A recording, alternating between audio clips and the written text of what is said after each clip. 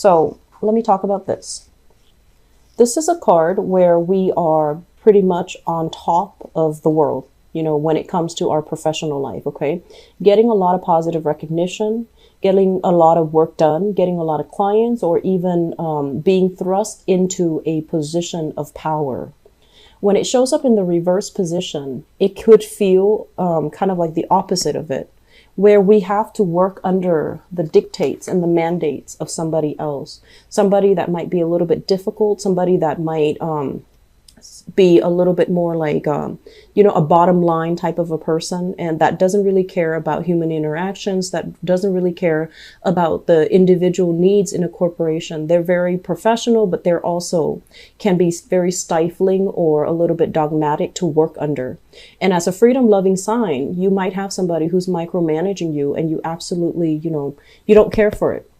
And then I'm also feeling as well, there might be some systemic or some structural barriers to you getting promotions, to you getting, some type of recognition for the work that you're contributing to this company, this organization. And so what I'm feeling here is many of you have been stuck in this work environment and you're just like, I need to make a change. But for whatever reason, I feel like it could be, just a practical decision that you're making from your end. This job pays well. I'm going to stick in it, or I'm going to stick through. It couldn't get any worse. And then, gradually it does. And so I would really urge you, how many times have you told yourself that I'm going to leave when things get worse, and then things do get worse, and you're just like, I'm going to ride it out for another few weeks or another few months, and then you don't really budge, you don't make a move, okay? I feel that if you've been compromising in this work environment, it's time to make a move, it's time to leave, and it's time to kind of, I want to say, see it for what it is, not what you feel that it could be. Look at it for what it is, for the reality of it, rather than, through your happy-go-lucky lens where you feel like, I'm going to ride it out for another few weeks. I'm going to ride it out for another few months. Maybe it's going to get better.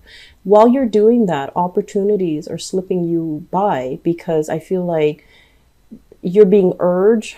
You're kind of like being pulled or urged out of this environment. Okay. I'm also sensing as well, there's this frustration overall when it comes to work and finding work and maintaining work that you are really proud of. So we have here the Three of Swords, and I feel this energy, usually it comes through in a way where you have a lot of skills, a lot of work experience. And many of you have spent your life jumping around from different, positions. So you might be very, very good at sales. And then you jump around, you did office management, and you were also very good at that. And then you jumped around, you did contracts. So you had like a myriad of skills and expertise under your belt.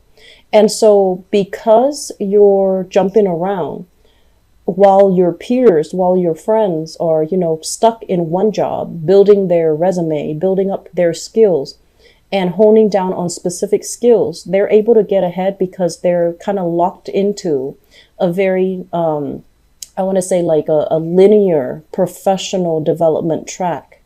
And despite having all of these skills, employers might see you as somebody who's a little bit of a high risk candidate. They see you as someone who's very dynamic, but they might not hire you because they're just like, well, this candidate, they have so many things under their belt. They've jumped around from job to job. I don't know if I can trust that they're going to stick around with our company. So I feel like that might be one of the obstacles, one of the barriers that you have to somehow overcome when you're looking for work. So if you're ever invited on an interview and then at the end they tell you, is there anything else that you want to ask or anything else that you want to let us know? This is the time to speak up. This is the time to say, I know that based on my resume, I'm not a traditional candidate, but I have all of the wisdom and all of the skills and all the leadership qualities and things like that you definitely should consider. So that's the time where you throw that in, where you kind of explain yourself, where you make yourself a lot more relatable, where you tie in all the disparate job experiences that you have and how that contributes to the person that you are, full of wisdom, full of power, and someone who is a lot more flexible. Okay. So I feel a lot of frustration here for people when it comes to finance, when it comes to employment, when it comes to like feeling a little bit frustrated. And I almost want to say like you're beating yourself up because you're comparing yourself to other people who might have graduated from the same school, who might have been in the same profession as you, who might have started, at the same time you started. And you're looking at their life right now and you're just like, why am I not able to climb that ladder? Why am I not able to get ahead? Okay. So that's one area where I feel like you want to create a narrative, create a story for yourself so that you can tell others. And I feel that it's going to create a major breakthrough when it comes to job interviews, when it comes to presenting yourself in a manner where you don't have to be apologetic for all the things that you've done. You just need to own up and stand firm and talk about how those experiences strengthen you as a candidate, or how those experiences have strengthened your ability to resolve conflict, to look at the big picture, and to be very, very firm in your beliefs, or to be very, very firm in your position. Okay, so that's going to go a long way. So exude confidence. Don't be apologetic. Exude confidence when you're trying to get that job interview, when you're trying to present yourself like this. Okay. Let me talk about the relationship sector because that is coming out. Many of you are financially tied up with another person, and I feel it is a relationship partner. The relationship doesn't feel to me to be entirely, I want to say positive and right for you. I mentioned before, you have a partner that is draining your financial resources. Okay. So this is the month where you're getting some ideas, you're getting some hints. And I feel like people around you might be kind of, it's almost like you're hearing things, people are not talking to you directly, but you're singling out conversations or snippets of conversations from other people around you. It's not that you're purposely eavesdropping. These pieces of information are divinely guided to enter so that you can figure out what you need to do. I do feel here some of you are financially dependent on a relationship partner, and you've wanted to dissolve that marriage contract for quite some time. And you're not able to do it because you fear the unknown. You fear, this financial instability. If I leave this relationship, I'm going to be dealing with a lot of financial instability. I'm going to be on my own. I'm going to have to, take care of all of these obligations. How am I going to be able to do it? And then I feel like for others of you who might have broken free from this, broke away from this very toxic relationship, you're trying to find yourself. You're trying to find your footing. You're trying to figure out where you stand. The bills are piling up and you're not really sure what to do. And, reach out to people around you, family members, to weather through a rough time. They're going to be understanding. But either way, I do feel that, the extraction needs to happen. You got to break yourself free in order for you to find your footing, in order for you to stand firm, and in order for you to start to rebuild. I feel like the Scorpios, I just did the reading for Scorpios, and both of these cards fell out for Scorpios. And what that denotes to me was they're breaking free. They're at a point where they have broken free recently. And the rebuilding process for them, it might have lasted like 3 years, the past 3 years. And for you guys, many of you are starting to see this and you are going to break free. And the rebuilding process, it doesn't happen overnight. It doesn't just automatically happen. Things don't drop on our lap. We need to be very firm about where we stand first. We need to be alone to really think about what's my next step? What have I done in the past that didn't work? And where do I need to realign myself? Where do I need to leapfrog to so that I can find something else that works? And I'm also sensing as well, this is also a toxic business relationship partner where one party was completely dependent on the other to kind of keep things afloat. And things are just not working out. And I feel like it's on its way out. It's on its way out, moving into your past. But you need to make some major decisions here about whether or not this is worth it anymore. And are you capable of just doing things on your own? Okay. There's a big element here of free will. We don't have a lot of major arcana cards, only 3 of them.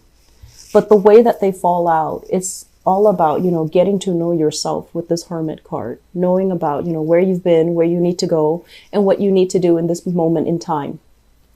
And it's all about your will, exerting your will into your environment so that you can get what you need. Okay. It's not about being pushy, but it's just mainly about taking action and being very decisive about the decisions that you make, and don't waver, don't doubt yourself.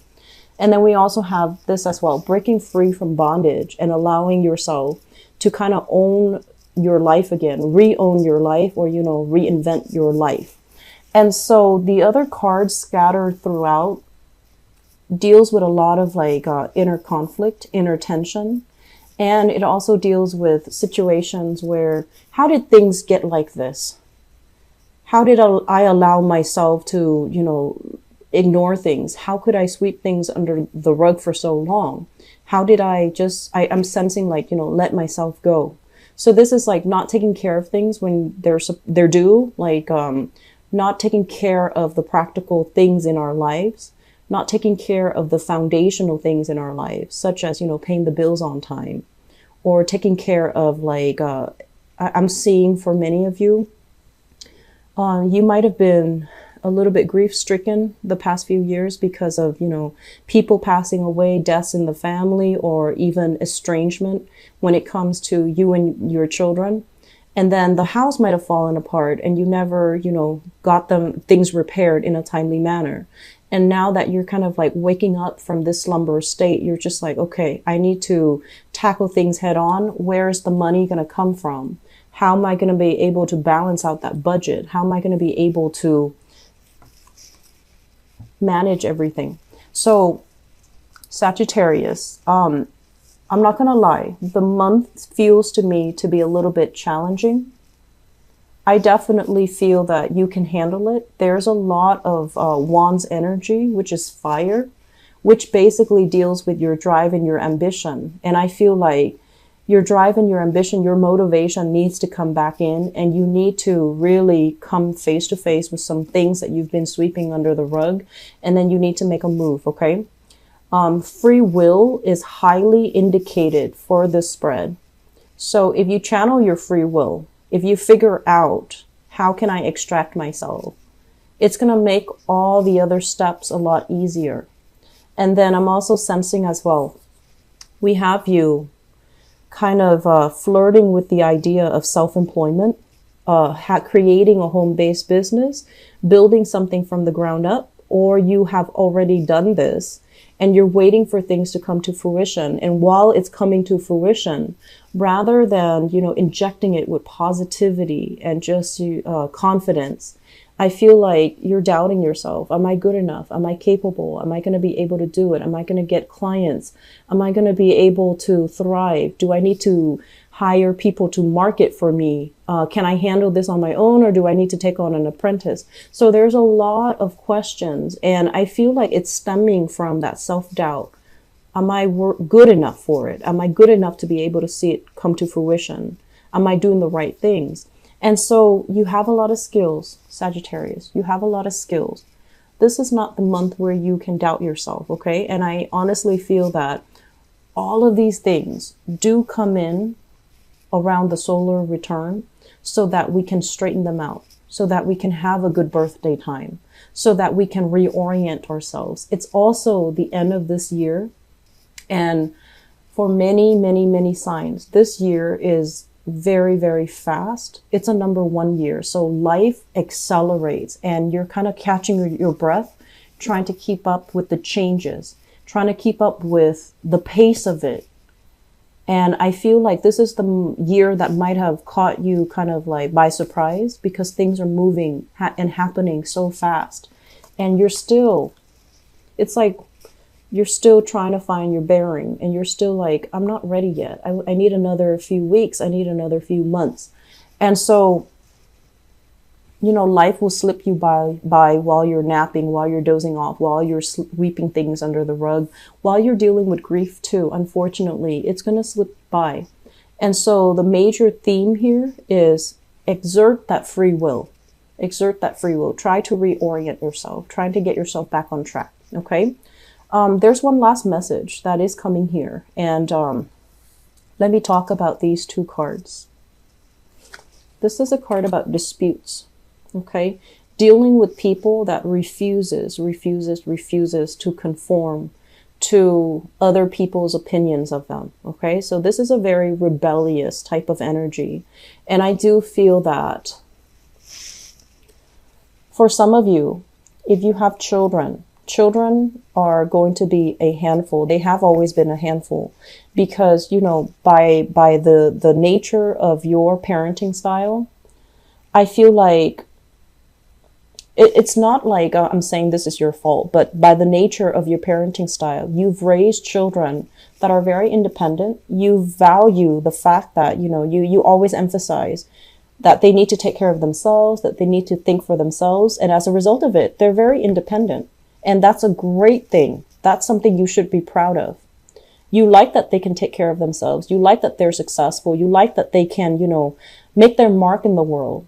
But when this sense of independence is kind of directed your way, where they don't listen to what you have to say, where they don't feel like where they feel like they're just naturally rebellious against what you have to say or your intrusion into their lives, it can feel a little bit painful.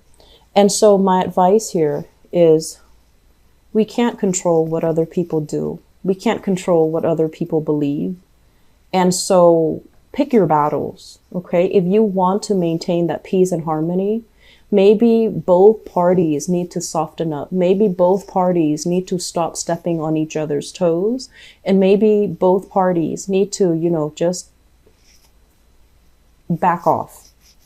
I'm also seeing this energy playing out in your work environment where you're dealing with rebellious co-workers, where you might have trainees. I'm seeing like, you know, trainees, people that are still in training.